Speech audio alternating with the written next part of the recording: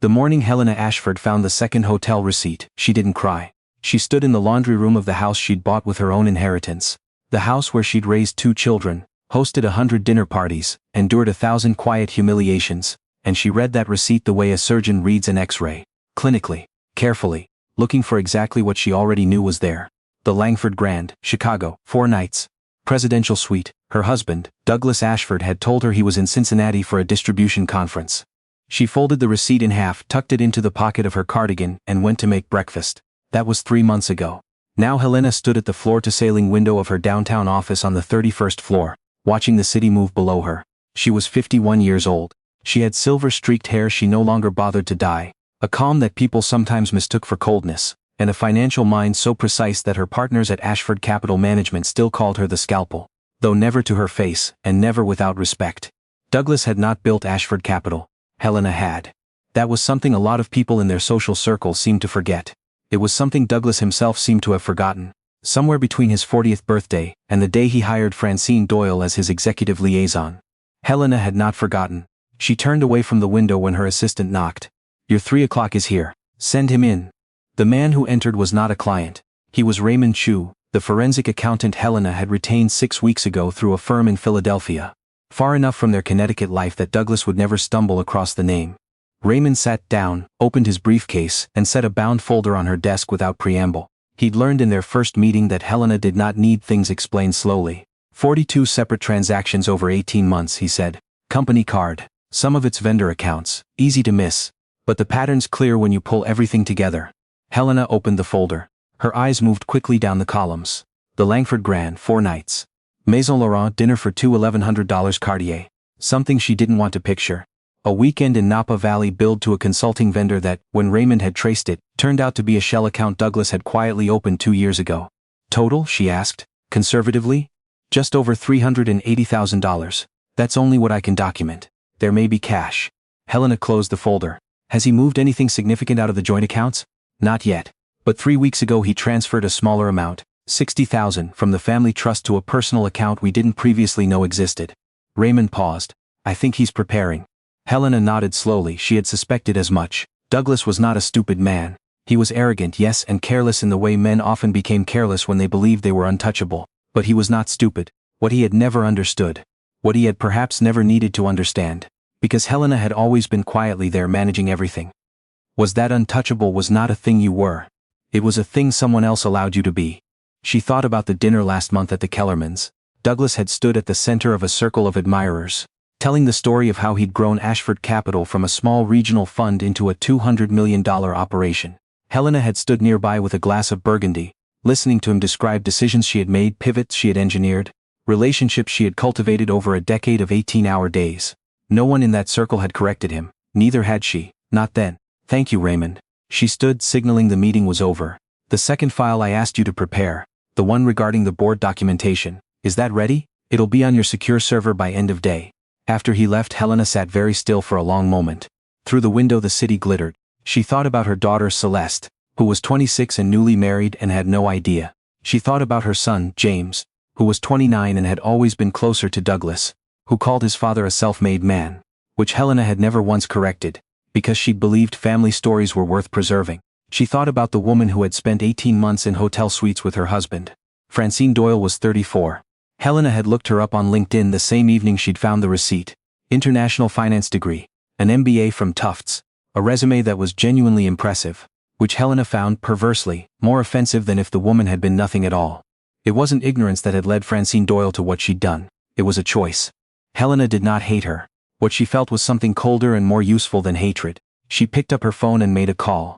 The annual Harrington Gala was the single most important event in Connecticut's philanthropic calendar.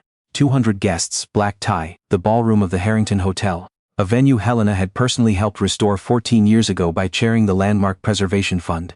Her name was on a plaque in the lobby. She had also, as of 2 months ago, quietly acquired a 14% stake in Harrington Properties LLC, which made her, in a technical but very real sense, a partial owner of the building where the gala would be held. Douglas didn't know that. He didn't know a number of things. He didn't know that Helena had, over the past 10 weeks, begun a series of very quiet conversations with several of Ashford Capital's founding-era investors. People who predated Douglas's involvement. People who had originally backed the fund because of their personal relationships with Helena's father. He didn't know she'd been consulting with an attorney in New York, a woman named Eleanor Park who specialized in fiduciary disputes and had a reputation, in certain circles, for being extraordinarily precise. He didn't know that she'd had the Shell account tracked to a point where, with Raymond's documentation, she could make a case to the board. The independent board that oversaw Ashford Capital's compliance obligations, that its founding partner had been systematically diverting company funds. What Douglas Ashford knew as of the Friday morning of the gala was that his wife had been quiet lately. He mentions this at breakfast, in what Helena recognized as his diagnostic tone. The voice he used when he was trying to determine whether he was in trouble without revealing that he thought he might be. "You've been distracted," he said, not looking up from his phone.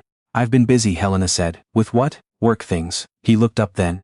He had blue eyes that had once been striking, a jaw that had softened with the years, and an expression that had become over the decades the expression of a man who was very rarely wrong, or who had at least never been made to feel it. "Are you happy?" he asked. The question surprised her, not because she hadn't expected it eventually, but because of how casual it was, how unbothered. As though happiness were a quarterly metric he was checking in on. "I'm fine, Douglas," she said. "Are you looking forward to tonight?" He relaxed, visibly the shoulders dropping a fraction. "Always enjoy the Harrington event." "I know you do." She arrived at the gala 40 minutes before Douglas did. She wore a dress she'd had made 6 weeks earlier. Midnight blue silk architectural neckline, the kind of garment that did not apologize for itself. She wore the pearl earrings her mother had left her. She wore no expression worth describing. She spent those 40 minutes doing what she always did at events like this. Moving through the room with a glass of water in her hand, speaking to exactly the people she needed to speak to, planting nothing, uprooting nothing, simply being present in a way that those people would remember later. She spoke to James Kellerman, whose hedge fund held a cross-investment position with Ashford Capital. She spoke to Vera Okonkwo, who sat on the nonprofit board Helena had chaired for 6 years. She spoke briefly, warmly to Franklin Hess, who was Ashford Capital's longest-tenured independent board member, and who had known Helena since before Douglas had come into the picture. Franklin squeezed her hand when they parted. "Good to see you looking so well, Helena." "Thank you, Franklin," she said. "I feel very clear-headed lately." He gave her a look that was hard to read. She moved on. Douglas arrived at 7:14 with Francine Doyle on his arm. Helena was across the room when it happened, standing with Vera Okonkwo and 2 women from the Preservation Society. She watched from the periphery as Douglas entered, tanned from what he'd described as a quick business trip to Palm Beach, with Francine Doyle positioned just close enough to constitute a statement. The woman wore a gold dress and had the composure of someone who believed she had already won. There was a shift in the room, not dramatic, not a gasp, just a subtle recalibration, the way rooms recalibrate when something unexpected enters them. Eyes moved, then deliberately moved away. Vera Okonkwo said very quietly, "Helena, I see them," Helena said, equally quiet with no shift in her voice. "Do you want to know?" She accepted a glass of champagne from a passing waiter, took a sip. "I'm exactly where I need to be." What she did not do crossed the room, make a scene, allow her face to do anything that anyone could describe later as distress. What Douglas did, scan the room, locate her, hold the eye contact for 2 full seconds, with an expression she could only describe as a test. He was checking whether she would break. She smiled at him, raised her glass very slightly, then turned back to Vera Okonkwo and resumed the conversation about the Preservation Fund's spring initiative. Later she would understand that that moment, that single unfurried smile, was when Douglas Ashford made his final and most costly miscalculation. He saw composure and read it as concession. He saw a woman who hadn't made a scene and concluded she didn't have one to make. He had always underestimated the difference between a woman who couldn't fight and a woman who had simply decided when. Dinner was 10 rounds of quiet precision. Helena was seated at table 4, Douglas at table 7, a seating arrangement Helena had, in her capacity as longtime co-chair of the event committee, personally suggested to the organizers 3 weeks ago. Close enough that their presence in the same room was undeniable, far enough that they would not be expected to interact. Francine Doyle was seated at table 7 as well, introduced in the event program as a guest of Ashford Capital Management.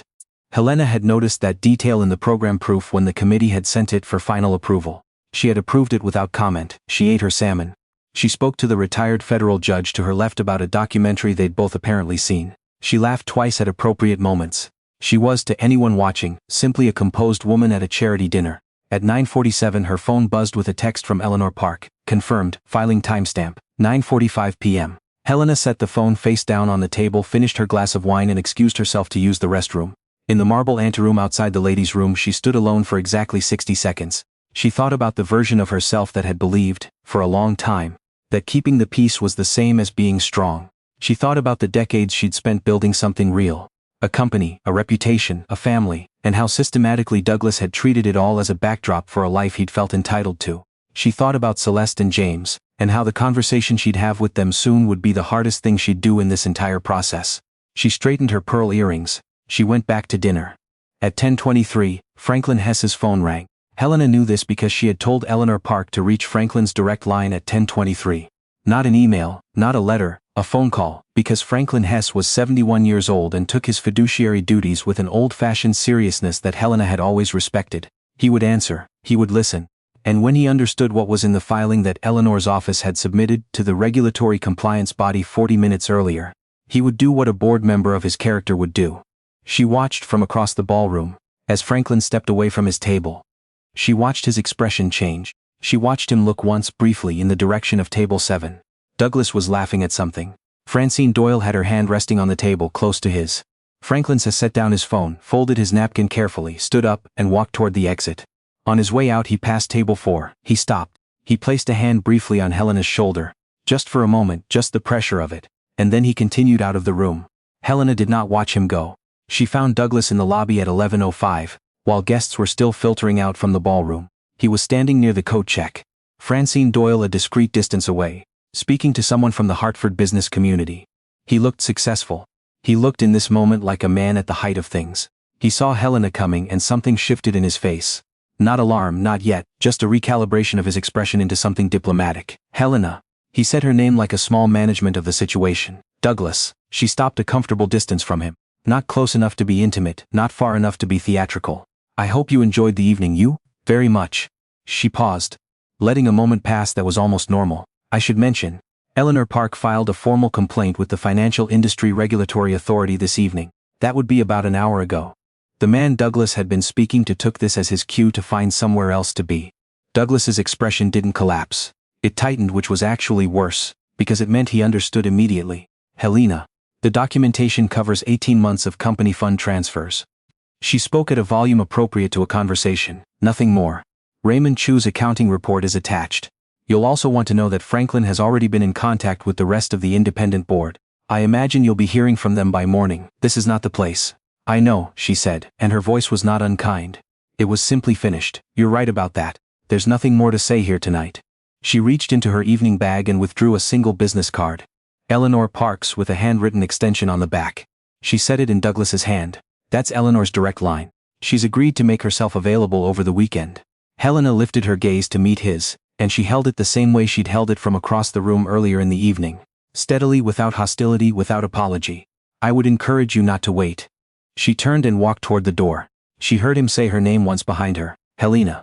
She didn't stop, not because she was being dramatic, but because there was genuinely nothing left to say, and she had learned, somewhere in the past 3 months, in the early mornings and the quiet office hours and the careful phone calls, that silence was not the same as weakness. That patience was not the same as acceptance. That a woman who had built something real did not have to set it on fire to prove she owned it. Outside, the valet brought her car. The November air was sharp, the sky the kind of clear that only happened after a cold front moved through. She drove home the long way, through the town center, past the library where she'd once been on the board, past the church where both her children had been baptized. She thought about calling Celeste. She would. Tomorrow morning early, before anything hit the news cycle, before the phone calls started. She and James both deserved to hear it from her. She didn't call anyone tonight. Tonight she drove home in the quiet, and the quiet was not heavy. It was the kind that comes after something has been decided. The board meeting convened the following Tuesday. Helena had always had the option to attend in a formal capacity. She was, as many people in that conference room were still absorbing, not merely the wife of Ashford Capital's founding partner. She was a registered investment advisor, a limited partner in the original fund structure, and, as of a filing completed 43 days earlier, the documented majority interest holder of the voting shares held by Ashford Capital's Senior Advisory Council, a position she had been quietly consolidating for 4 months. A position that, combined with the support of 3 of the 4 founding-era investors she'd spoken with over the previous weeks, gave her something the room's current occupants were still calculating. Douglas was not in attendance. His attorney had called on Monday morning to indicate that he would be cooperating with the inquiry. Helena sat at one end of the table in the chair she'd been offered, which happened to be the one at the head, and which she'd accepted without comment. She wore a charcoal blazer and no jewelry except her mother's pearls. Franklin Hess sat to her left. He looked, she thought, relieved, or as close to relieved as a 71-year-old board member was likely to look when his fiduciary obligations had been handled before things got worse. The purpose of today's meeting, Helena said when the room had settled, is to establish a transition plan that protects the company's clients, its employees and its compliance standing. None of those things need to be complicated. I've asked Eleanor Park to walk us through the framework her office has drafted. What followed was 3 hours of work. Not drama, not recrimination, not a single moment that anyone could have described as personal. Just the precise, unglamorous work of repairing something that had been quietly damaged, making sure the damage didn't spread, and building a structure that could hold weight again. Helena had always been good at that kind of work. She was better at it, it turned out, when she was no longer doing it for someone who didn't notice. James came over that Sunday. He sat in the kitchen of the house he'd grown up in, at the island where Helena had helped him with AP chemistry in the 11th grade, and he didn't say much for a long time. He was built like Douglas. Tall, broad-shouldered, the kind of handsome that came from good bones. But he had her eyes, gray-green and direct, and she'd always been grateful for that. "I want to be angry," he said eventually. "You're allowed to be, at both of you? If that's where it lands, yes." He was quiet again. Outside the yard was bare and November brown, the maple his father had planted along the back fence 20 years ago now enormous higher than the house. He kept saying he built it, James said. "The company." He told that story so many times. A pause. "Why didn't you ever say anything?" Helena thought about this. She wrapped her hands around her mug of tea. "Because I thought it was enough that I knew," she said. "I thought the truth of a thing didn't require an audience." James looked at her for a long time. "And now? Now I think there's a difference between humility and disappearing." She smiled, just slightly. "I'm still working out where exactly that line is." He drove away an hour later and came back 40 minutes after that, just to sit in the kitchen again without talking about anything in particular. They ordered Thai food and watched 2 episodes of a documentary about migratory birds. It was, Helena thought, one of the better evenings she'd had in recent memory. Ceceste called from Portland that night. She cried and then she got practical in the way she always did after she'd cried. And she asked Helena 17 questions in a row about the financial structure and the timeline, and whether the house would be affected. Helena answered everyone. Before they hung up, Celeste said, "Mom, I want you to know I'm proud of you." That took courage. Helena was quiet for a moment. "I think it took longer than courage," she said. "But I got there." The settlement was finalized 11 weeks later. Helena kept the house. She kept the fund, under a restructured leadership agreement that she and Franklin had negotiated carefully. The compliance investigation resulted in a formal censure for Douglas personally, and a substantial restitution requirement tied to the misappropriated funds. Funds that, under the terms of the settlement, would be paid back to the company rather than to Helena personally, because she had always understood that some things were bigger than personal satisfaction. Francine Doyle resigned her position at a firm she'd moved to after the gala. Helena didn't know where she went and didn't look it up. Douglas moved into an apartment in West Hartford. Helena heard this from a mutual acquaintance at a coffee. She'd almost declined and then decided to attend. She nodded when she heard it. She said, "I hope he's okay," and she meant it in the specific limited way that you mean things about people you have known for a very long time and then carefully let go of. On the afternoon the settlement was signed, Helena went back to the office. Her office on the 31st floor, with the floor-to-ceiling windows and the city spread out below. She sat down at her desk and looked at the view for a while, the way she used to do when she was building something, when there had been so much still ahead that the view felt like a prompt. She thought about what Celeste had said. That took courage. She still wasn't sure courage was exactly the word. Courage implied she hadn't been afraid, and she had been afraid. Of the disruption, of the disclosure, of the conversations with her children, of the months of uncertainty that always came with doing something irreversible. She had been afraid that unwinding the lie meant unwinding the life, and that after all the unwinding there might not be much left. But there was. There was this office which was hers.